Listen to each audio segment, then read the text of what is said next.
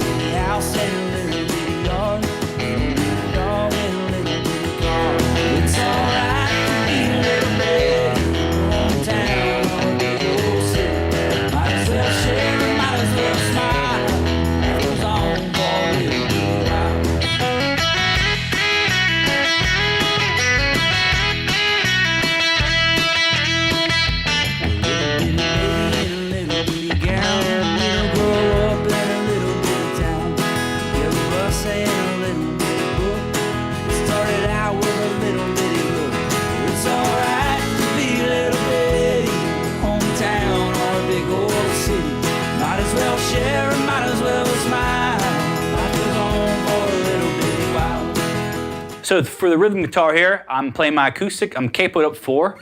The song is in E, but we're gonna play it as if we're in C. And so there's only 3 chords we're gonna use. We're gonna use the same strum pattern and the same 3 chords the whole song. This song is not a complicated one in terms of theory. There's gonna be 3 kind of cowboy chords here. It's gonna be, I'm gonna use a C chord, just a run-of-the-mill C chord here, and I'm gonna use the, it'll be a C over G. So if we're using a relative to the capo, that's the 3rd fret A string and the 3rd fret E string. 2nd fret D string, open G, 1st fret B. And that open high string can ring out in there as well. And a lot of the movement here is we're gonna be shuffling from that C over G to a G chord.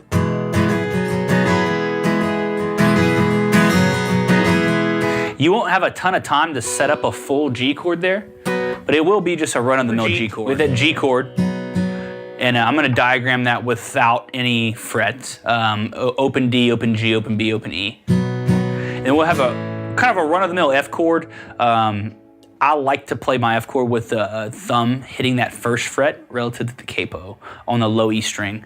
Then 3rd fret D and G string, A and D strings, 2nd fret G string, 1st fret B.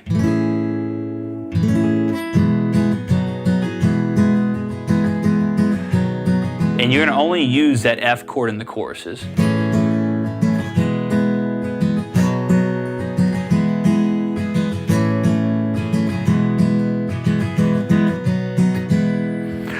The strum pattern I'm using is down, down, up, down, down, up, down, down, up, the whole time.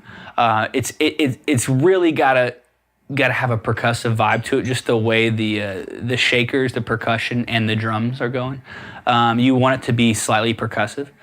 So feel free to take any embellishments there, because any of that down. But let's put all this to tempo and let's get out of here.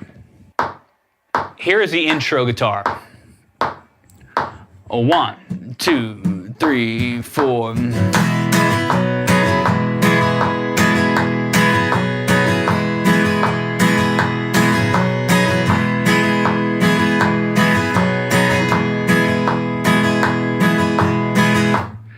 Here are all of the verses. 1, 2, 3, 4.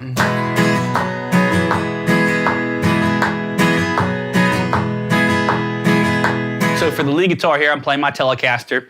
I'm gonna use the bridge pickup. I'm gonna slightly turn down the tone knob to give a little bit of that treble, turn it down a little bit in the mix. But let's go ahead and move on to verse 1. Verse 1 and the 3rd verse are gonna be pretty similar. There's a few embellishments you can do, and this is just a rule of thumb. You wanna back out, and this is totally the style. So this is not just my opinion on how to play some of this stuff. There's a few really good guitar players that were doing this in the 90s, and this is kind of emulating what they were doing. So you're gonna wanna start plucking. You're gonna be down in volume in the verses.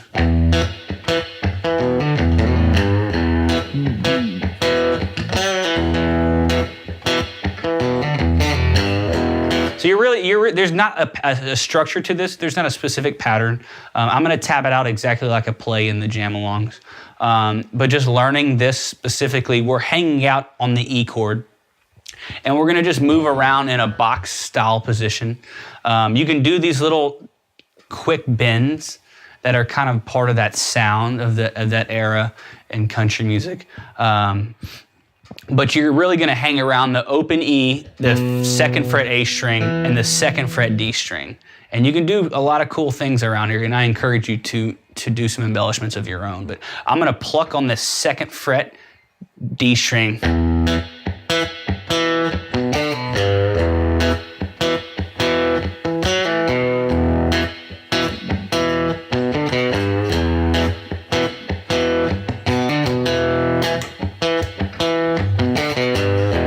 So kind of your best friend there is this bend on the 3rd fret of the E string. It's a G note, and it's gonna be borrowed in the scale, but it gives it that loose blues in a E, B, E.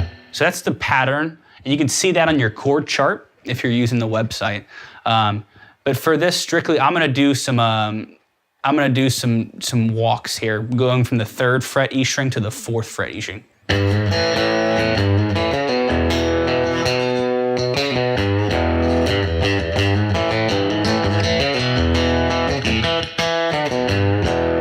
That's kind of the pattern I'm using for these choruses, and just moving from the 3rd fret to the 4th fret on the low E string.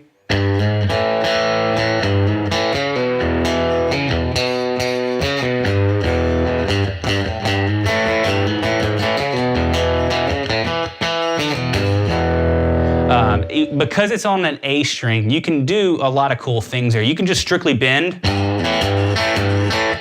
But if you move up to this 4th, there's some tension that's created by moving up to the 4th fret of that box pivot that we've been learning there. But that's the guitar solo. Yeah, feel free to rewind that if you need any help on that. But let's go ahead and put this at tempo.